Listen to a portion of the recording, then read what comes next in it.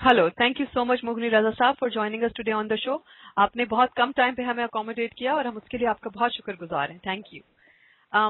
रजा साहब, पहले तो मैं आपसे ये सवाल करना चाहूंगी कि एमक्यूएम और पीपल्स पार्टी की कोएलिशन को लेके कई सवालात उठ रहे हैं अवाम के जहन में भी और पॉलिटिकल एनालिस्ट के जहन में भी.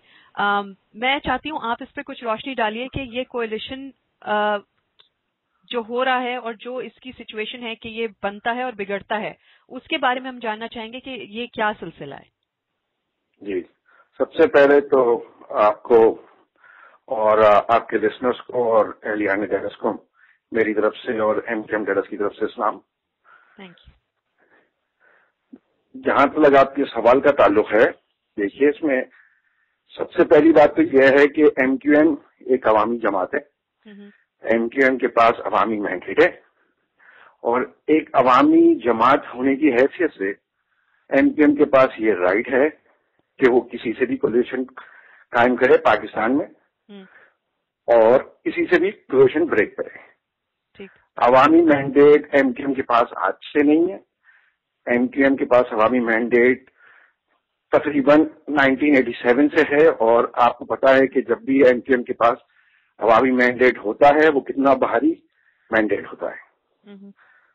तो उसकी वजह से पीपल्स पार्टी से जो कलूशन है उसकी दूसरी वजह यह है कि जो आजकल पाकिस्तान जिन इंटरनेशनल हालात में और जिन मसाइल में घिरा हुआ है उसकी वजह से एमक्यूएम कोई कन्फ्रंटेशनल पॉलिटिक्स नहीं चाहती.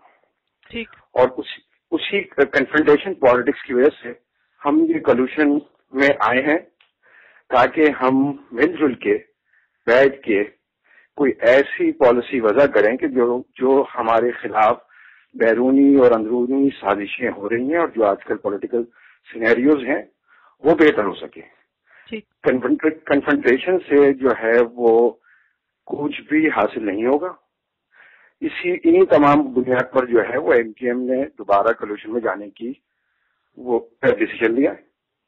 और आपको जैसे पता है कि जो कराची में भी हालात रहे, बदअमनी रही, हम कलूशन में होने के बावजूद यानी ऐसे हालात क्रिएट कर दिए गए कि पूरे शहर का माहौल खराब हो गया, वहाँ के इंतजामी निजाम खराब हो गए. तो हम ये नहीं चाहते कि हम किसी से कन्फ्रंटेशन करें और हम चाहते हैं कि पाकिस्तान में बिलखुसूस कराची में जो है वो हालात पुरअमन रहे ताकि माईशी तरक्की हो सके और उससे आवाम फायदा उठा सके. ठीक. रजा, ये बताएं कि एमक्यूएम का एक सॉफ्ट स्पॉट हम देख रहे हैं एक्स प्रेसिडेंट मुशर्रफ के लिए और उनके साथ भी मफाहमत करने के लिए फारूक सत्तार ने के इंटरव्यू में कहा कि वो सोच सकते हैं इस बारे में. उसके बारे में आप क्या कमेंट करेंगे? बिल्कुल, उसके बारे में इसलिए सोच सकते हैं कि जो भी आपको जैसे मैंने अभी अपने पहले बात में बताया कि एमक्यूएम एक अवामी जमात है और पाकिस्तान की अवामी जमात और सियासी जमात होने की हैसियत से उसके पास इख्तियार है कि वो किसी भी सियासी जमात से बातचीत कर सकती है, उसके साथ कोलिशन में जा सकती है. और तो इधर it can be Musharraf, it can be anybody. आपने देखा कि माजी के अंदर भी एमक्यूएम ने 1988 में जब पीपल्स पार्टी की हुकूमत बनी तो पहले जमाती इंतखाबात हुए जनरल जिया के दौर के बाद बेनजीर हुकूमत आई, हमने उस टाइम बेनजीर भुट्टो से मुआहदा किया. उसके बाद नवाज शरीफ की हुकूमत बनी, हमने उनसे भी मुआहदा किया. तो क्योंकि हम एमक्यूएम ने हमेशा पाकिस्तान की खुशहाली और तरक्की के लिए तमाम ऐसी सियासी जमातों से जो पाकिस्तान में मौजूद हैं उनके साथ कोलिशन किया ताकि चीजों को बेहतर से बेहतर बनाया जाए और आवाम की खिदमत की जा सके. तो अगर आइंदा हालात में हमें जरूरत पड़ी, जस्ट नॉट टू मुशर्रफ, अगर हमें जरूरत पड़ी कि हमको किसी और सियासी जमात से भी ताल्लुकात को अस्तवार करने की जरूरत पड़ेगी तो हम करेंगे वो आवाम के साथ. ठीक है.